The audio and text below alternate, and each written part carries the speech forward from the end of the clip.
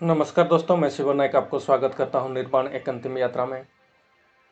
आइए आज हम जानते हैं life changing moral story Gautam Buddha का।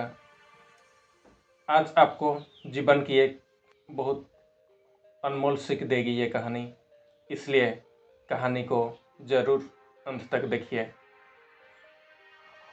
ये सुनने के बाद जीवन में कभी आप हार नहीं मानोगे।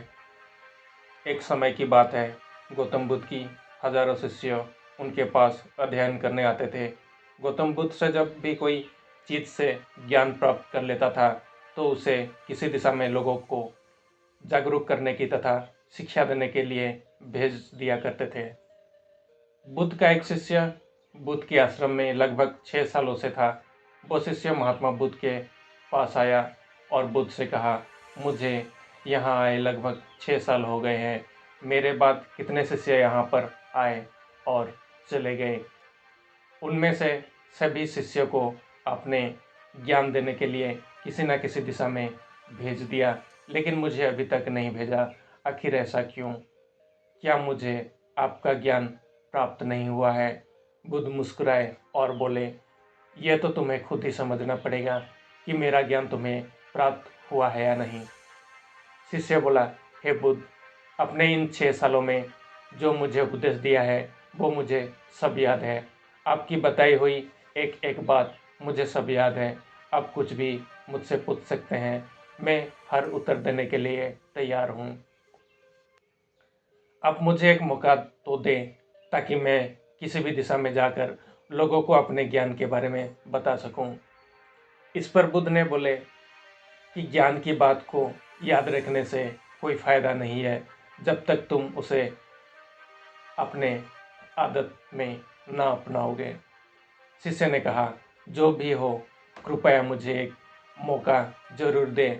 आप मुझ पर भरोसा रखें, मैं सभी को अपने ज्ञान से प्रभावित कर सकता हूँ।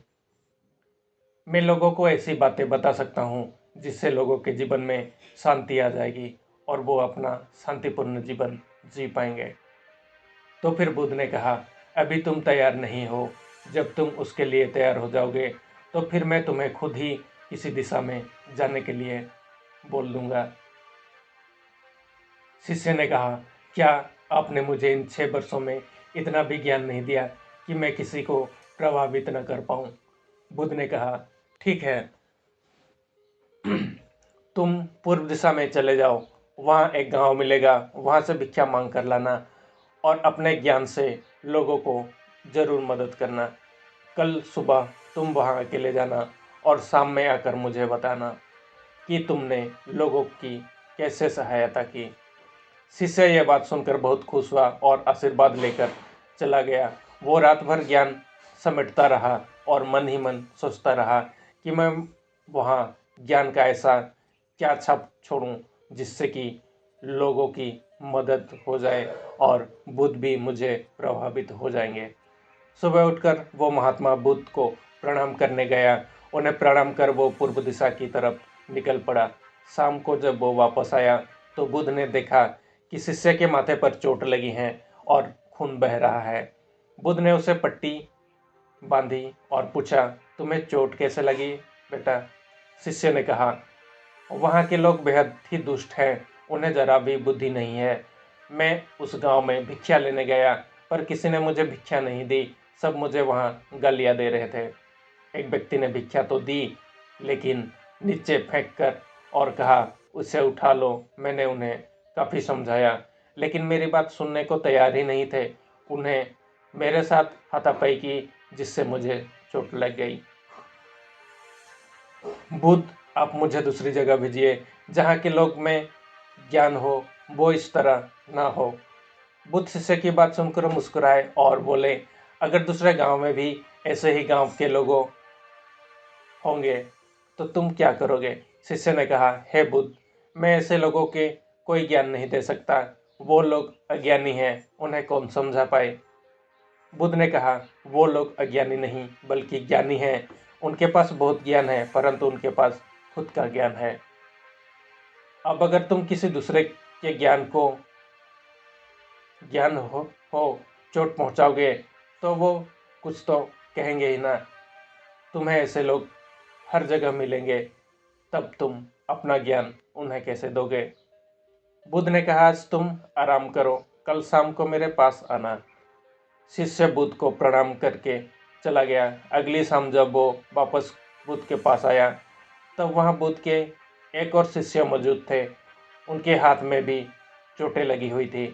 बुद्ध ने शिष्य की हाथ पर चोट देखकर उस पर पट्टी की और उससे पूछा, तुम्हें यह चोट कैसे लगी। शिष्य ने कहा, आपने पूर्व दिशा की ओर एक गांव में मुझे जाने के लिए कहा था, तो वही मुझे चोट लग गई। बुद्ध ने कहा, वहाँ तुम्हारे साथ क्या क्या हुआ, तुम मुझे बताओ। शिष्य ने कहा, वहाँ पर मैंने सबसे भिक्षा मांगी, लेकिन किसी ने भिक्षा नहीं दी। एक व्यक्ति जिसने भिक्षा दी भी तो मुझे ज़मीन पर फेंक कर दी थी और कहा उसे उठा लो, तो मैंने उसे उठाकर अपने झोले में रख लिया और मैंने उससे सफल होने का आशीर्वाद दिया। तब उस व्यक्ति ने मुझसे कहा, आप बड़े अजीब लगते हो, मैं आपका अपमान कर रहा हूँ और आप मुझे आशीर्वाद दे रहे हो। तो मैंने उनसे कहा कि आप दानी हो, आपने मुझे दान दिया है, इसलिए मैं आपको आशीर्वाद दे रहा हूँ। फिर मैं वहाँ से आगे आया तो लोगों ने मुझे वहाँ से वापस जाने के लिए कह दिया। उन्होंने मुझे कुछ अपशब्द और मुझ पर पत्थर भी फेंके, जिससे मुझे चोट लग गई। और जब मैं वापस आ रहा था, तब रास्ते में मैंने एक माँ को रोते हुए देखा। वो अपने बीमार बच्चों के लिए तड़पती रहती थी और चिंतित थी। मैं तुरंत जंगल से जाकर उसके लिए जड़ी बूटी लाया, लेकिन वहाँ के कुछ लोगों जड़ी बूटी देने नहीं दे रहे थे। फिर मैंने उनसे विनती की वो मुझे उस बच्चे का इलाज करने दे। उसके बाद वो जैसा कहेंगे मैं वैसा करूँगा, उनको बोला। फिर जिस व्यक्ति ने मुझे भिक्षा दी थी उसने गांव वालों को समझाया। तब उन्होंने मुझे उस बच्चे को जड़ी बूटी लगाने दी। उसके कुछ देर बाद वो बच्चा ठीक हो गया। फिर गांव के जिन लोगों ने मुझे अभद्र व्यवहार किए थे, उन्होंने मुझसे माफ़ी मांगी और धन्यवाद कहा। फिर मैं वहाँ से वापस आ गया। हे बुद्ध, मेरी आपसे एक विनती है, उस गांव के लोग बहुत भोले भाले हैं, क्या मैं रोज़ उसी गांव में जाकर भिक्षा मांग सकता हूँ। ये सभी बातें पहला शिष्य खड़ा होकर ध्यान से सुन रहा था। उसने ये सुनते ही बुद्ध के चरणों में गिरकर कहा, हे बुद्ध, मैं समझ गया हूँ कि अभी मैं उस लायक नहीं हुआ हूँ कि मैं दूसरे को ज्ञान दे सकूं। बुद्ध ने कहा, हमें बाहर वैसे ही लोग दिखाई देते हैं जैसे हम अंदर से होते हैं। जब तक स्वयं को नहीं बदल सकते, तब तक किसी को नहीं बदल सकते। खुद में बदलाव लाना जरूरी है। अगर हम खुद में बदलाव लाएं तो हम दूसरों को बदल सकते हैं। अपने आप में बदलाव लाकर ही इस दुनिया को आप जीत सकते हो।